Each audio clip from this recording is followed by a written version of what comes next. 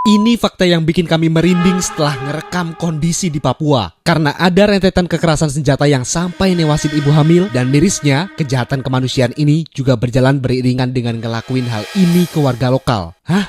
Apa emangnya? Simak sampai habis karena ini fakta yang mungkin belum kamu tahu setelah kami keliling Indonesia. Awal Juli 2026, Melkiana Dwi Tau, seorang ibu hamil di Intan Jaya, Papua, tewas terkena peluru tajam akibat konflik senjata yang ngelibatin Tentara Nasional Indonesia dan Tentara Nasional Pembebasan Papua Barat. Sejumlah peluru yang mengenai rumah Melkina berasal dari arah markas TNI setempat. Gak cuman itu, ada rangkaian kekerasan lain yang ngelukai dan ngerenggut nyawa warga sipil sampai pendeta. Mulai dari granat yang dilempar pakai drone, pembunuhan pendeta dan pemuda Papua, juga beberapa kali kontak senjata. Penyelesaian konflik di Papua harus segera dilakukan, karena hal yang tak kunjung usai ini terus menambah korban dari hari ke hari. Misalnya penembakan pilot asal Amerika, Nicholas Gosselin, hingga penembakan 3 warga sipil yang diklaim dilakukan Tentara Pembebasan Nasional Papua Barat. Jadi di tengah kecamuk ini, lagi-lagi warga sipil yang jadi korban. Yang bikin kami kaget, ternyata rentetan kekerasan di Papua bukan baru terjadi belakangan ini. Di film Pesta Babi, kami ngejelasin kalau operasi militer telah berlangsung sejak 1961.